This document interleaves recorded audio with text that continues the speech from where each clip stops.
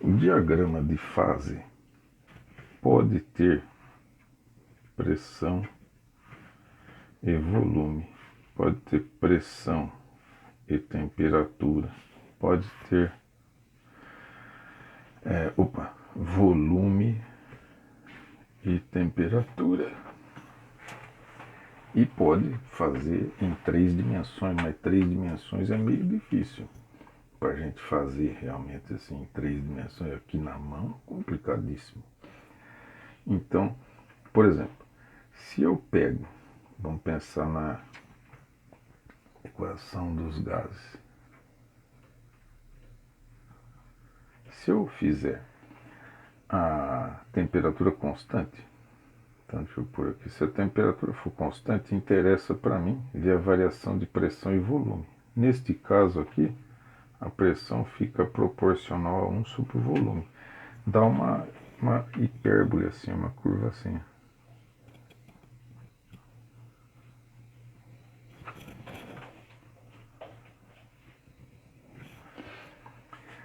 Se eu pegar volume constante, então eu posso passar esse V para cá, a pressão e a temperatura é uma reta.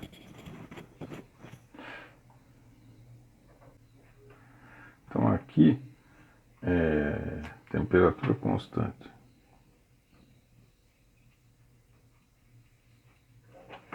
Aqui volume constante.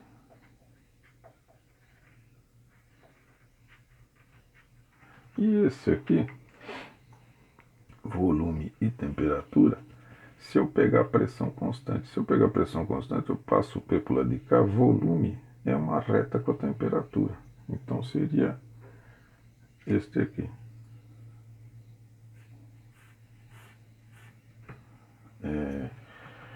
Pressão constante.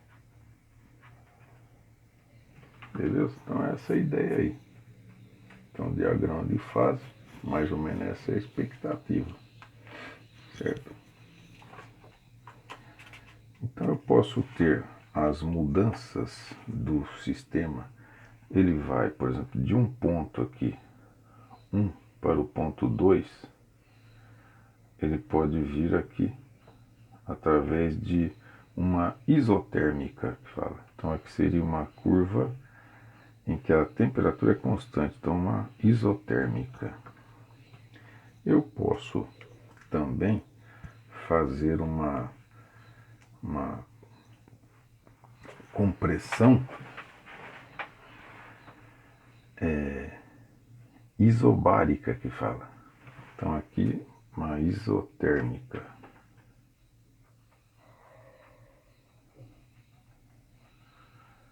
Uma transformação isotérmica, temperatura constante. Pressão constante fala uma transformação isobárica, de barômetro, né, de pressão isobárica. E se o volume é constante, fala que é isovolumétrica ou isocórica. Core de coração, quer dizer, não muda o volume. Então, tudo é baseado nessa ideia de um gás. Então, você pode ir de um ponto aqui, 1, para não repetir 1 e 2, mas pode ir de um ponto 3 para um ponto 4, ou ir aqui de um ponto 5 para um ponto 6. Então, as transformações, beleza? Você deve estar curioso como é que funciona um sistema de cíclico, né? Então, processo termodinâmico. Processos termodinâmicos. Se a gente olhar, temos que olhar, lembrar da primeira lei da termodinâmica.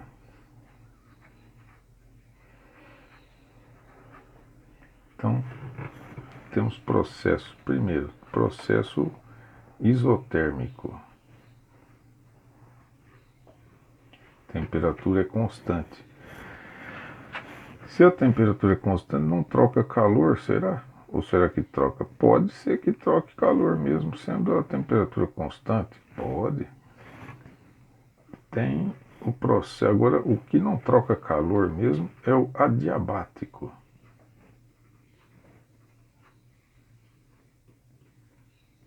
Adiabático não há troca de calor.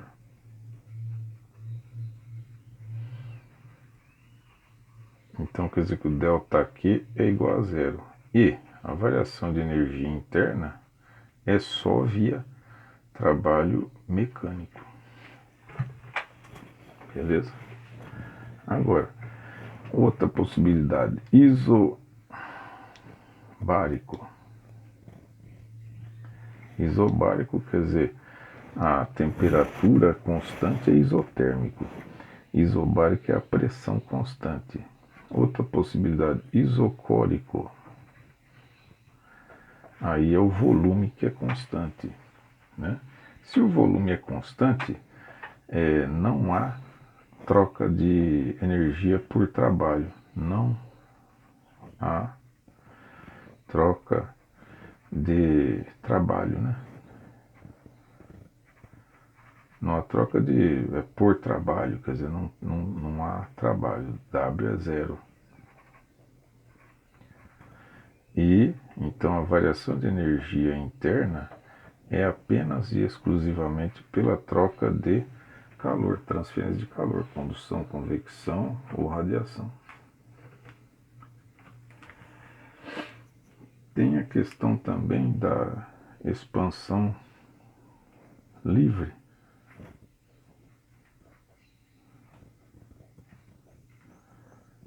A expansão livre é quando você abre as paredes de um reservatório e deixa o gás expandir. Ele expande, mas ele não realiza trabalho, também não troca calor. Então aí a variação de energia interna é zero.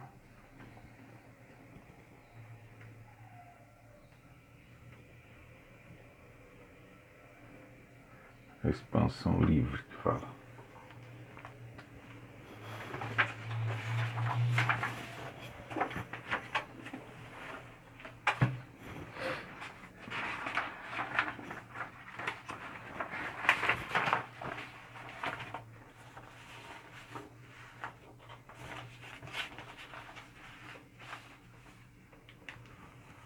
Agora,